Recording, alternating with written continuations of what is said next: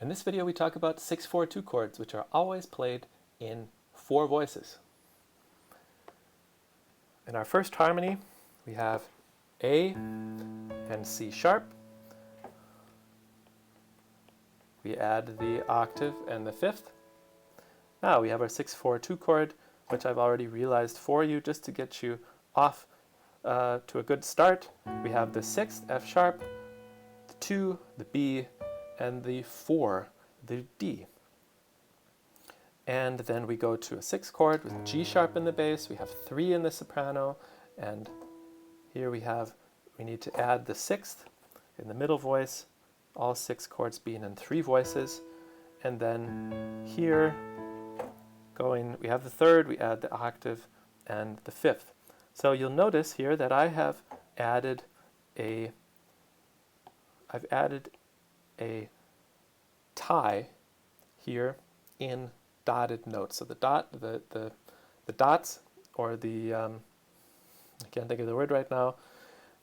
The dotted tie means that is a dissonant note.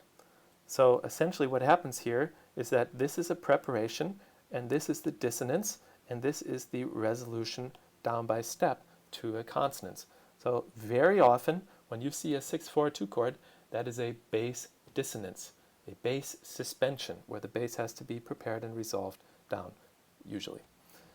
Okay, let's continue so that we can practice writing our own 6/4/2 chord.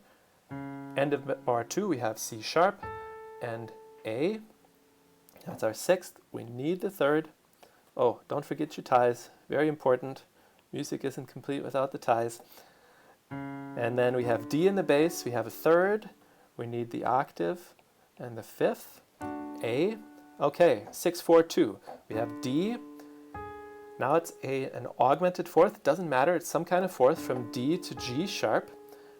We need the 2 would be our E, and the 4 would be, the 6 would be our B. We just fill it in like so, and then continue in 3 voices, like that. For the 6th chord, I'll just fill this in. Here we have a different kind of 6/4/2 chord. It only says 4/2, but you have to know that you add the 6th as well. Again, we have the 4, we add the 2 and the 6, and that's all we need to do.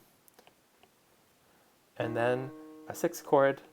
Here we had the 3rd, we add the 6th, and here we have the 3rd, we add the octave and the 5th. Let's hear the first phrase.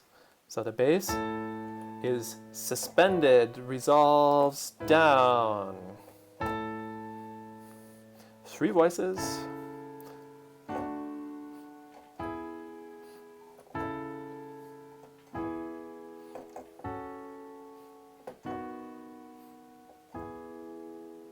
And that's all you have to do. But I should say that it's important that this music not remain music for the eyes, but after you've realized the figures, you have to learn how to play it. You have to get it in your fingers, get it in your ears, and you have to learn to automate your physical response in the right hand to a given figure, a given set of intervals over the bass note. And with practice, that'll become more automated. For instance, many 18th century treatises say that when you have to play a 6/4/2 chord, let's say we're talking about this one here over A. We have A in the bass, and the way to imagine that, or one way to imagine it, is as a triad built a step above, like this, like a B minor triad built above the bass note. And of course this B minor triad can be played in any position. These are all 6/4/2 chords. So this is one way that you can quickly identify what the necessary intervals are in a 6/4/2 chord. You take the bass, you add the notes belonging to a triad, either major or minor, depending on the key signature or the accidentals in the figure, and you add the notes of the triad a step above the bass. And with practice that'll become really automatic. In the final set of introductory videos, or the introductory sections of Kellner's treatise, we'll talk about the various situations in which a 9 chord can occur.